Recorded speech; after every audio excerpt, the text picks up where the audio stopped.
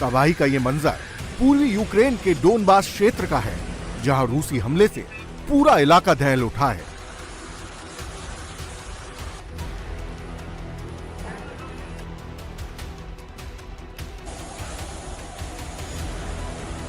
रूस ने यूक्रेन के खिलाफ 200 से ज्यादा हमलावर ड्रोन दागे, जिससे यहां भारी तबाही मची है।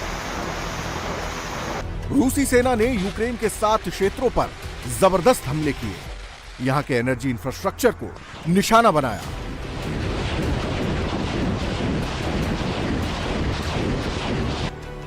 रूसी सेना ने यूक्रेन के वोलिन, रिनवे, जापोरोजे पर ताबड़तोड़ हमले किए। इसके साथ ही ओडेसा, सूमी, खार्किव और चैनिकोव क्षेत्र को निशाना बनाया।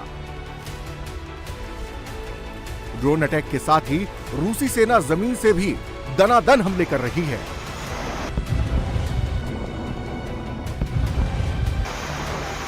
रूसी सेना यूक्रेनी सैन्य ठिकानों को निशाना बना रही है। यूक्रेनी मिलिट्री के ठिकानों को ध्वस्त किया जा रहा है।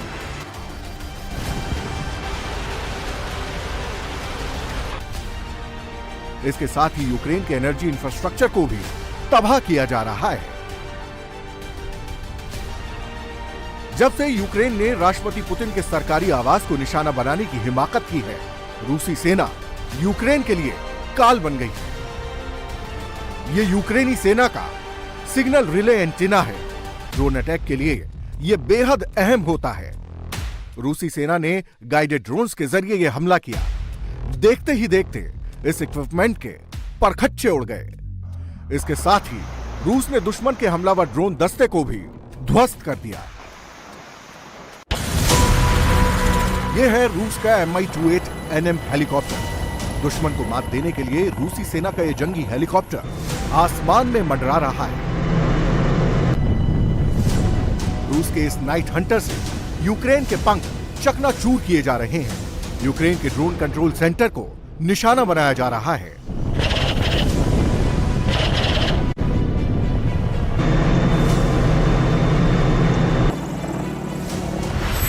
दुश्मन के ड्रोनों को लॉन्च होने से पहले ही ध्वस्त किया जा रहा है।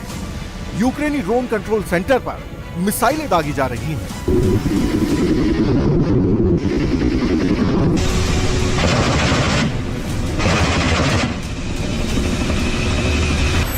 यूक्रेन के बढ़ते FPV ड्रोन हमलों को देखते हुए रूसी सेना ने इस नाइट हंटर को उतारा है।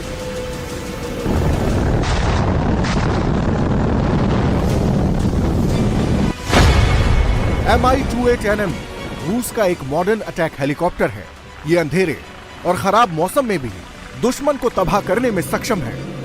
रूस में इसे सुपर हंटर रूप में भी जाना जाता है। इसमें N025M रोटर माउंटेड रडार है, जो इसे 360 डिग्री कवरेज प्रदान करता है। एक साथ ये कई लक्ष्यों को ट्रैक करने में सक्षम है। ये एंटी टैंक मिसाइल के साथ लंबी दूरी की मिसाइलों को ले जा सकता है, जिनकी मारक क्षमता 14.5 किलोमीटर से ज्यादा है। महाविनाश की ये तस्वीरें पूर्वी यूक्रेन के कोलोदेज़ की हैं।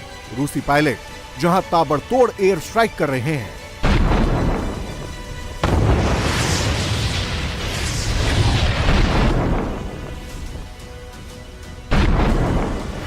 FAB-500 ग्लाइड बमों से यूक्रेनी सेना के ठिकानों को तबाह किया जा रहा है। यूक्रेनी एयर डिफेंस सिस्टम समेत गोला बारूद के डिपो को ध्वस्त किया जा रहा है।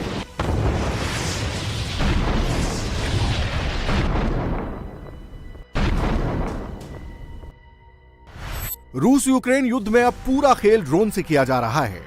ऐसे में दोनों ही देश अब एक दूसरे के ड्रोन सेंटर को निशाना बना रहे हैं।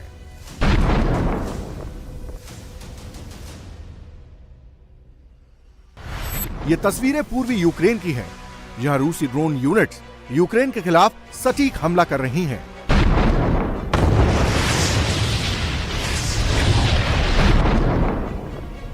दुश्मन के इलेक्ट्रॉनिक युद्ध स्टेशनों को अचूक निशाना बनाया जा रहा है।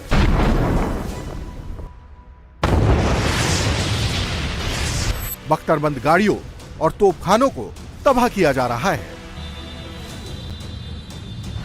जंग में यह महाविनाश उस वक्त हो रहा है जब रूस यूक्रेन के बीच शांति समझौते को लेकर पहल की जा रही है।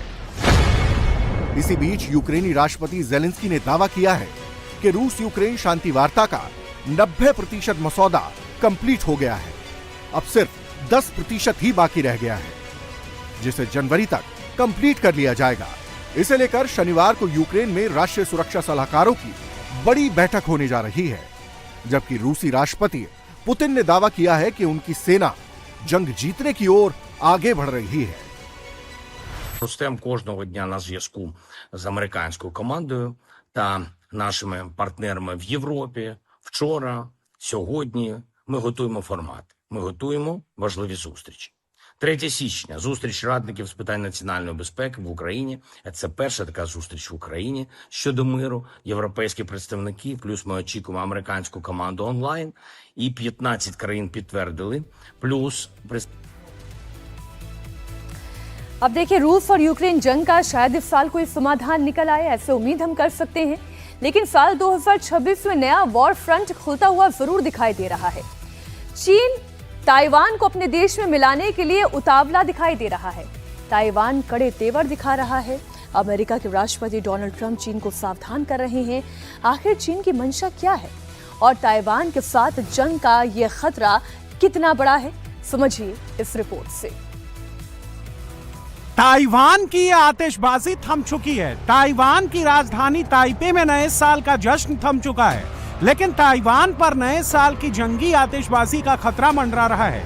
2026 में ताइवान पर सबसे बड़ा खतरा मंडरा रहा है, क्योंकि चीन ने ताइवान को दे दी है बड़ी धमकी। चीन के राष्ट्रपति शी जिनपिंग ने कहा है कि ताइवान का चीन में विलय होकर रहेगा। इसे रोका नहीं जा सकता, क्योंकि ताइवान जलद मरुमध्य के दोनों तरफ के लोगों के बीच खून का रिश्ता है।